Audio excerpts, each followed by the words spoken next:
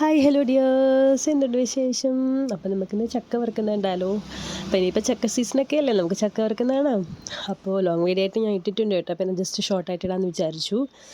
അപ്പോൾ നമ്മൾ ചക്ക ചെറുതായിട്ടൊക്കെ അരിഞ്ഞിട്ട് അതിനകത്തോട്ട് ഉപ്പൊക്കെ തിളച്ച് വെച്ചിരിക്കുകയാണേ. അതിന് ഞാൻ ഫസ്റ്റ് ബാച്ച് നമ്മൾ പന്നത്തെ എണ്ണ തിളച്ച് വെളിച്ചെണ്ണ നന്നായിട്ട് തിളച്ചു.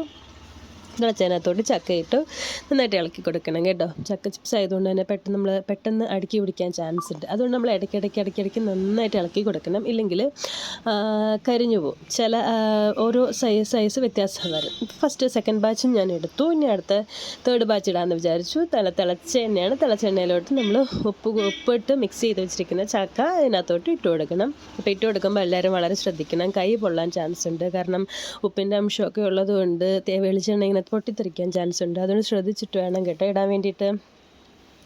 ഞാൻ ഇട്ട് കൊടുത്ത് നന്നായിട്ട് ഇടയ്ക്കിടയ്ക്ക് നമ്മൾ ഇളക്കി കൊടുത്തുകൊണ്ടിരിക്കണം. കാരണം എന്ന് വെച്ചാൽ പറയാൻ പറ്റത്തില്ല, എപ്പോഴാണ് കരിഞ്ഞു പോകുന്നതെന്ന് പറയാൻ പറ്റത്തില്ല.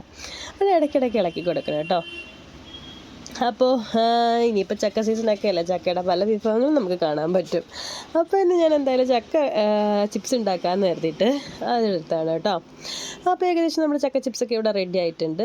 എന്താണ്ട് ഏകദേശം നമുക്കിത് കുറച്ച് കൂടുതലായിട്ട് ഇടാം, പക്ഷേ ഞാൻ കുറച്ച് ഇടുന്നുള്ളൂ. കുറച്ച് ആകുമ്പോഴത്തേനും അത് പെട്ടെന്ന് മുരിഞ്ഞ് വരും.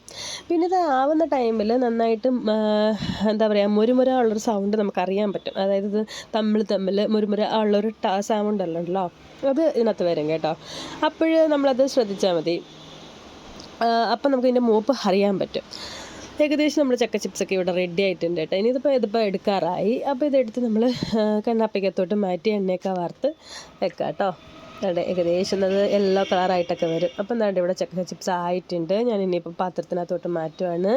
ആദ്യമേ കണ്ണാപ്പിക്കകത്തോട്ട് മാറ്റിയിട്ട് പിന്നെ വേറൊരു പാത്രത്തിനകത്തോട്ട് മാറ്റാണ് കേട്ടോ. നല്ല അടിപൊളി ചക്ക ചിപ്സ് ആയിരുന്നു. നല്ല ടേസ്റ്റ് ഉണ്ടായിരുന്നു. നല്ല പൊള്ളി വന്നതുകൊണ്ട് തന്നെ ഭയങ്കര കട്ടിയോ കാര്യങ്ങളോ ഒന്നുമില്ലായിരുന്നു. നമുക്ക് പെട്ടെന്ന് തന്നെ ചവച്ച് കഴിക്കാൻ പറ്റുന്ന ടൈപ്പിലുള്ള ചിപ്സ് ആയിരുന്നു കേട്ടോ.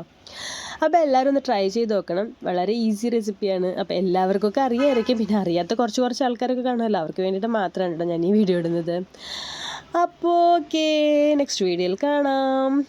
അപ്പോൾ ഈ വീഡിയോ ഇഷ്ടപ്പെടുന്നെങ്കിൽ എല്ലാവരും ലൈക്ക് ചെയ്യണേ, ഷെയർ ചെയ്യണേ, സബ്സ്ക്രൈബ് ചെയ്യണേ. നെക്സ്റ്റ് വീഡിയോയിൽ കാണുന്നവരെ എല്ലാവർക്കും ബായ്.